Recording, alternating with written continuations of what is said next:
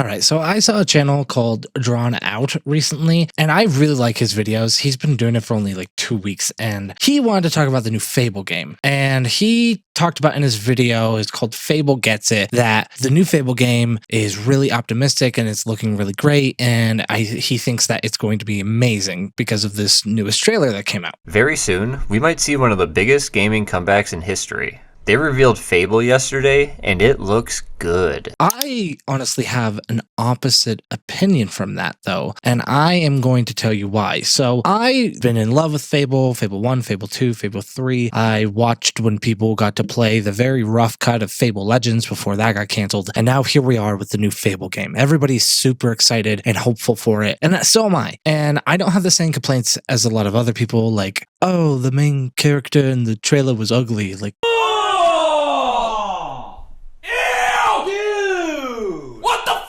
whatever, that's not important to this at all. What I find more interesting is about the development of the game, and not because it's made by the people who has only made Forza, right? That's already like oh man, you guys are really trying something new, which I don't think is a bad thing. I think that creativity should flow. What I looked into was the people specifically making it, because if one thing I've learned growing up is you don't trust developers. And that sounds harsh because I grew up with a lot of amazing games, but in reality with modern games, developers are the first people to defend their creation more than anything, even when people give their honest opinion about things.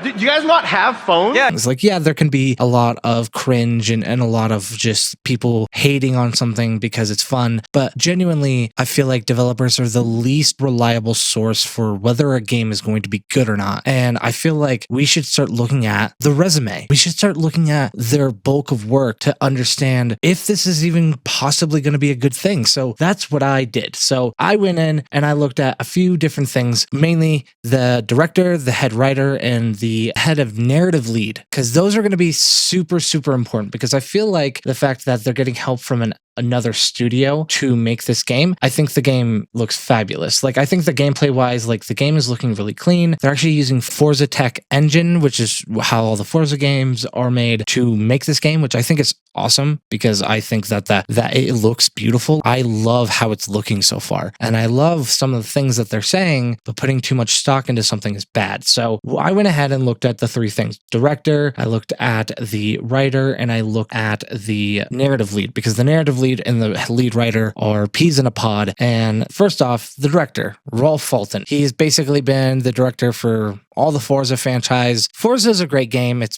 pretty much the same game every year. What else are you really supposed to say about that, right? Like, Rolf Fulton, good job. Hopefully you find some real good passion and creativity in this new project that you guys are leading into. But what I really want to talk about is the narrative lead and the head writer. So the narrative lead is Anna Megill.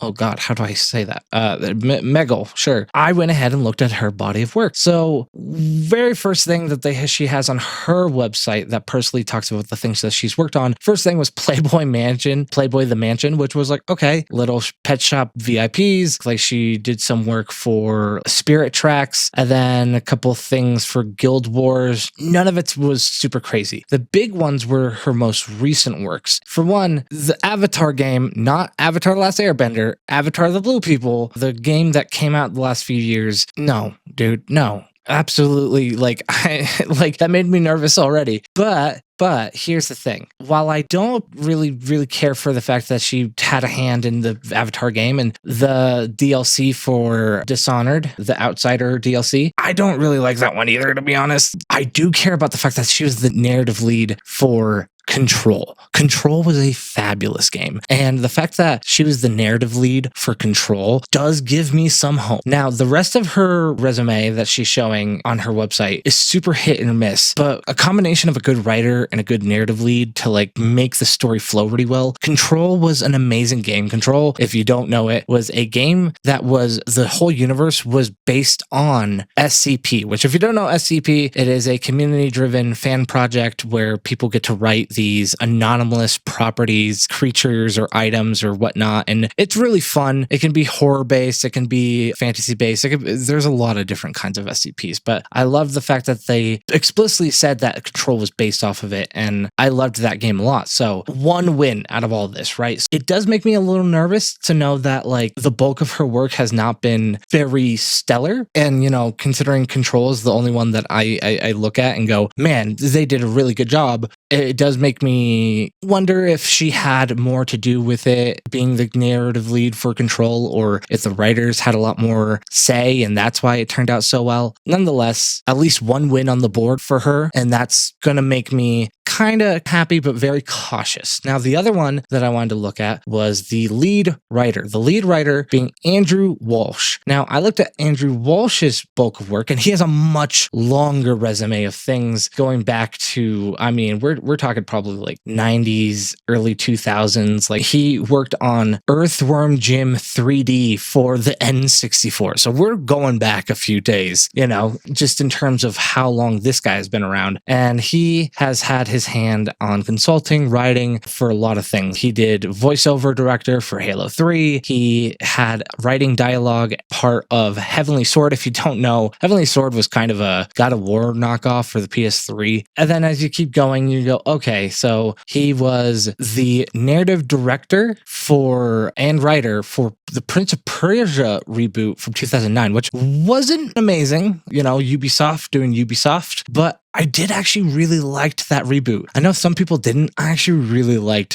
the PS3 Prince of Persia reboot. I was like, okay, there's a win here. Now, as we go up and get into more of the modern ages, he was the lead writer for Fable Legends, which I was like, oh, well, that's not good. It could be a good thing and a bad thing. I mean, it is the guy who literally was working with Lionhead to work on the next Fable thing, but it was also the canceled project that never got off the ground and burnt completely. There could be a lot of reasons for that. I'm sure, you know, Lionhead just not being able to really pull themselves together, a lot of other issues that I could go into, but overall, it's not a win, let's just say, for his more modern looks at things. And then this is what really caught my eye here, Shadow of War. And I was like, oh my gosh, Shadow of War, Middle Earth. I love that franchise. I can't even believe that he worked on one of the two best Lord of the Rings games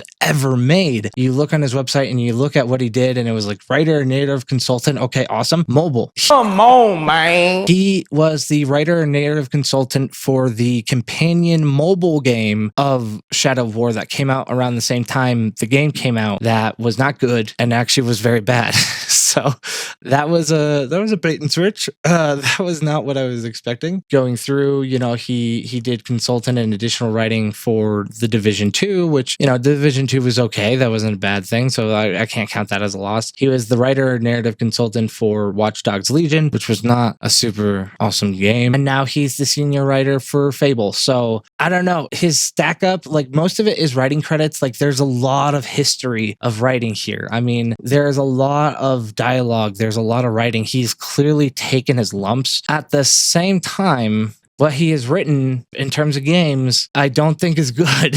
Man, make your money. I'm glad you're passionate, but I am so concerned about how the writing in this game is going to be, because such a big proponent of Fable is not just the regular dialogue, but the actual narration and the story and how it's written in general. The head writer being a guy who seems like most of his accolades were kind of mediocre at best, if not failures in a lot of respects. I mean, I'm pretty concerned, honestly, about how this game. I am cautiously optimistic. I am worried, though, for sure. I'm looking at like the devs and things like that. The head designer is Will Kennedy, and Will Kennedy, for his body of work, I believe has done pretty good stuff. I mean, when it comes to the gameplay aspect and the design and everything like that, I am pretty excited. Like, it looks visually, and it seems like how it's going to be played out in terms of some of the comedy and some of the beat notes is going to be fun, because I do like the idea of this game being a fairy tale more than what we typically be getting, because I love dark fantasy things, is why Witcher 3 is probably my favorite RPG of all time. But I do love the difference that Fable has compared to other fantasy games, and I want it, and I've been dreaming of it for many years now, and it's coming out this year, supposedly in Q3, Q4. I'm concerned. Like, I'm not gonna say it's gonna be bad, but there is some worry, because, well, Anna